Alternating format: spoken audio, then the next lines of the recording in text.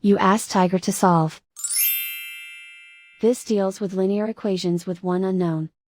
The final result is x equals 50. Let's solve it step by step. Simplify the expression. Find the greatest common factor of the numerator and denominator. Factor out and cancel the greatest common factor. Swap sides. Isolate the x. Multiply both sides by 100. Group like terms. Multiply the coefficients. Simplify the fraction. Multiply the fractions.